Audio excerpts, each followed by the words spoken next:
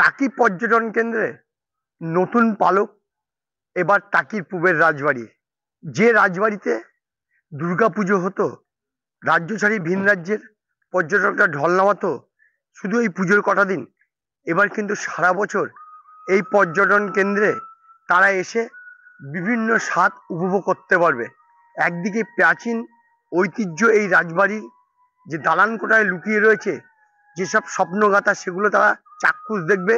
অন্যদিকে বিশেষ করে দুই বাংলার পাড়ে গিয়ে ইছামতি নদীর প্রান্তে গিয়ে ওপার বাংলাকে দেখবে। এছাড়াও এখান থেকে সোজাসুজি মিনি সুন্দরবন যাবে। আমরা তো সাধারণত কলকাতাতে চারিদিকেই শুধু গাড়ি ঘোড়াই দেখি বেসিক্যালি, তো আমরা চাই একটু অফবিট লোকেশন। তো এখানে একদম পারফেক্ট, সব জিনিস থেকে ভালো লোকেশন, সবকিছু সবকিছু আছে এখানে। এখানে পিকনিক স্পট আছে, বাচ্চাদের প্লেগ্রাউন্ড আছে, যেখানে স্লিপ দোলনা এসব আছে। আপনারা রাজবাড়িও যদি ভিউ করতে চাইবেন তো ওখানে ঠাকুর দালানে ঠাকুর দেখতে পাবেন, রাজবাড়ি আছে। প্লাস সাথে আপনাদের প্যাকেজ আছে, সকাল থেকে আপনারা ব্রেকফাস্ট থেকে শুরু করে লাঞ্চ, ইভিনিং স্ন্যাক্স অব্দি করে। এর সাথেও যদি আপনারা টোটো ভাড়া করে সাইট সিইং করতে চান, যেখানে আরো সবচেয়ে বড় আকর্ষণীয় হচ্ছে আমাদের দু দেশকে যে ভাগ করে রেখেছে একটা নদী, সেই নদীকে আপনি গিয়ে ওখানে নদীর ধারে গিয়ে দেখতে পাবেন।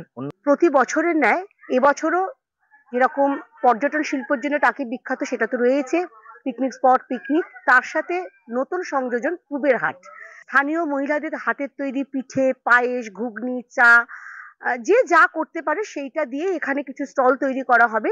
সব পর্যটকরা খুব অল্প পয়সায় স্বাদ দিতে পারবেন। তাই টাকির পূবের রাজবাড়িতে এবার নতুন ঠিকানা পূবের হাট, যা পর্যটকদের কাছে বাড়তি আকর্ষণের কেন্দ্রবিন্দু হবে বলে এমনটাই ধারণা করা হচ্ছে। আমার শহর টাকি থেকে সঞ্জিত চক্রবর্তী, কলকাতা টিভি।